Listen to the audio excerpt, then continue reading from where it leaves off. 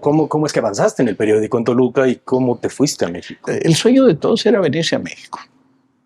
El sueño de todos era venirse a México, de conseguir un trabajo en Novedades, en Excelsior, que eran los periódicos que rifaban. Y entonces, en un momento dado, me vine para México, aconsejado por el entonces gobernador Gustavo Vaz. Tú te empiezas a trabajar en Excelsior con Julio Scherer. Con Julio Scherer. Es una figura del periodismo, por supuesto, pero además porque Excelsior pasó de ser un diario alineado al poder a ser un diario realmente, pues, contestatario, por lo menos procuraba ser contestatario según el periodismo que se hacía, ¿no? Y me tocó ver el momento exacto, el momento preciso en que se convirtió en otro diario, en que quedó declarado que era otro diario. Voy a decir lo que yo creo, puede ser que me confunda. Julio Scherer me necesitaba a mí en Excelsior, y me lo dijo. Y me dijo, en 6 meses lo hago cooperativista. ¿Para qué me necesitaba? Bueno, un día estábamos platicando Julio Scherer y yo en el balcón que da a Reforma, y entonces entra Elenita, pequeñita, eficaz, sonriente, una delicia de ser humano, la secretaria de Julio. Dice Julio, está Carlitos. ¿Qué pase? Nos damos la media vuelta para entrar a la oficina. Estábamos en el balcón para darle a la oficina. Y me dice, quédese, Guillermo, siéntese. Me sentó en un sillón de este piel, no más que doble, me siento ahí. Ahí estaba el escritorio de Julio Scherer y fue a la puerta y paz. Siempre te saludaba con 3 palmadas a la espalda, no más que tener una manota. Julio Scherer pesaba. Pum. Carlitos, ¿cómo estás? Estamos hablando de Carlos de Negri. Carlos de Negri. Pasa, Carlitos. Pero no le dice siéntate. Había una silla, pero no le dice siéntate. Abrió su escritorio Julio Scherer y sacó unos fajos de dólares así. Los puso sobre el cristal y se los empujó a Carlitos. Ahí tienes, Carlitos. ¿Te hace falta algo más? Y Carlitos toma los fajos de billetes y se los empuja a Julio Scherer. Y dice, espacio en primera plana, Julio. Acá, Carlitos, siempre con tus bromas, Carlitos, siempre con tus bromas. Y toma otra vez los billetes y se los regresa. Carlitos los toma, se los guarda en las bolsas internas del saco, se da la media vuelta, sale Julio, lo despide. Carlitos, que te vaya bien. A reportear el mundo, Carlitos. Caray, a reportear el mundo. Pero reportear el mundo significaba que no iba a reportear el México, que no lo quería el México.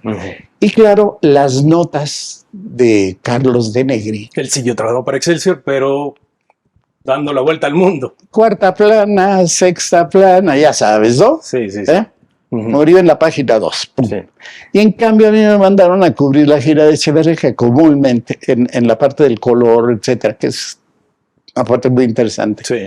Y a Ángel Villaferreira la parte política, los discursos y todo eso. A cubrir la gira de Echeverría. Pues con eso, o sea, yo hice lo que iba a hacer Julio, lo que hubiera hecho Carlos de Negri. Carlos de Negri, que la verdad fue una vergüenza para el periodismo. Publicó por ahí algún libro, este cuate que escribió uno bueno sobre Santana. Ay, ¿cómo se llama? Enrique Serna. ¿Cómo? Enrique Serna. Enrique Serna, me menciona como 4 veces ya al final. Y al final de la novela dice... decir lo que dice? Que era un cuento, sí. El vendedor de silencio, Enrique Serna, que precisamente, se basa en la historia de Carlos de Negri. Y dice, Carlos de Negri viajó por tierra a Cabo Cañaveral con la encomienda de reseñar para Excelsior el lanzamiento de la misión espacial Apolo 11. Por las noches, en la cafetería del hotel, charlaba sin alcohol de por medio con Guillermo Ochoa y Fausto Fernández Ponte, los otros 2 reporteros de Excelsior enviados a cubrir el evento. Ambos lo admiraban y procuraban aprenderle los secretos del oficio.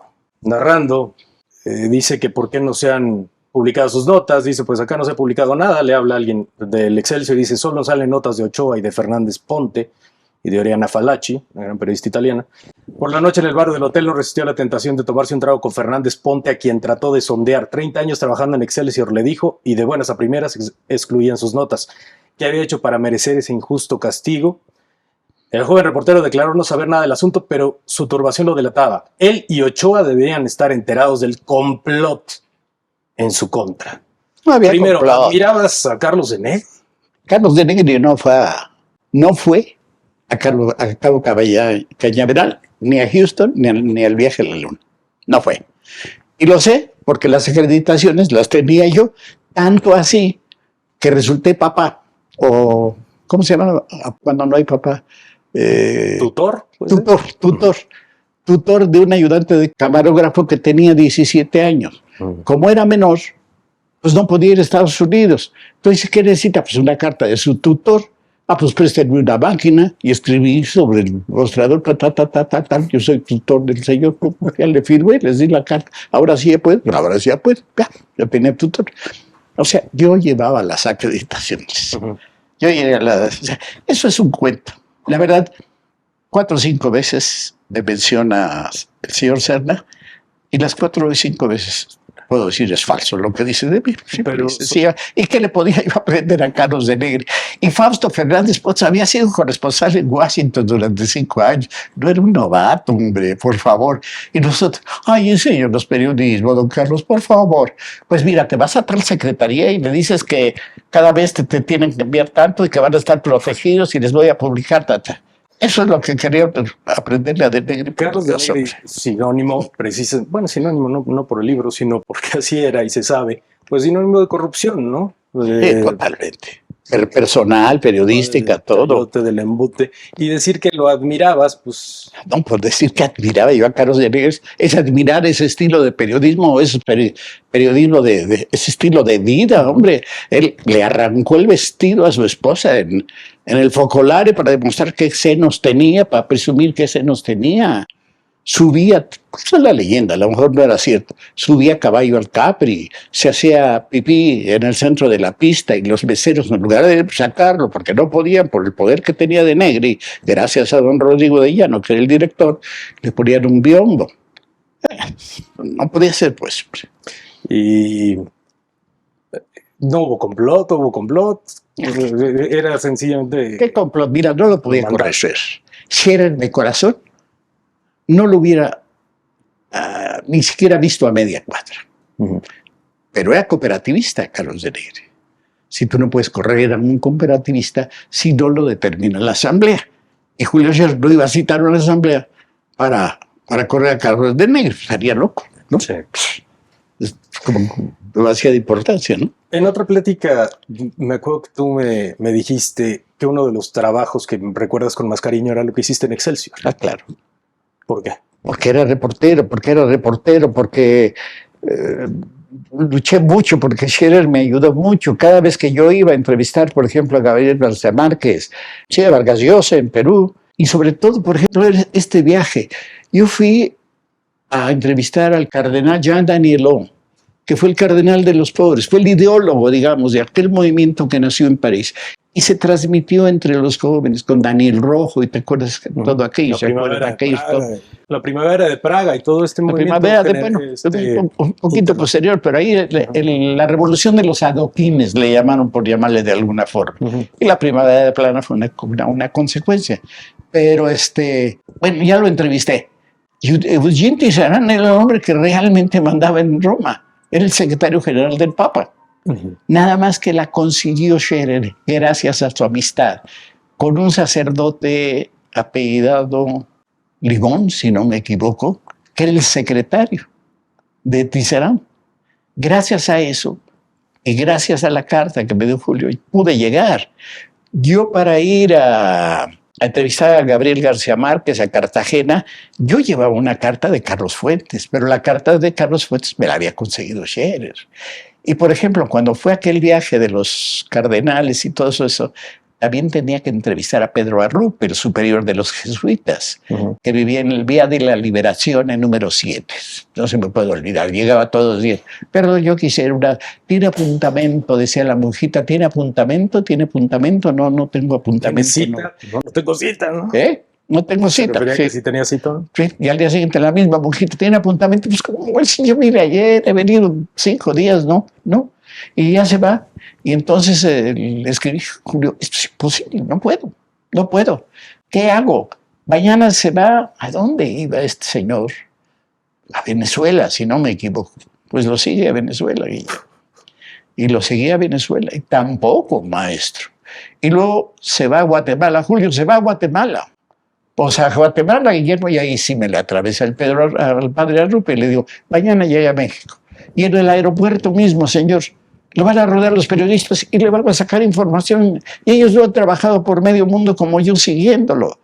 ¿Por qué no me da la entrevista ya? Y me dio la entrevista y fueron 2 veces 8 columnas. La nota dividida fueron 2 veces 8 columnas. Y la publicó, la segunda parte la publicó el día que llegaba a Rupp. Ese es el periodismo que hacía Scherer. Pero él se jugaba la vida y se la jugó y perdió. Porque al mandarnos tanto a viajar, al darnos tanto, eso cuesta dinero. Sí. Y es cooperativa. Y mientras tú en la redacción gastas en aviones y en hoteles y en taxis de París o en alguna cosa de estas, pues ganan un poco de menos dinero. Los de talleres y todo eso.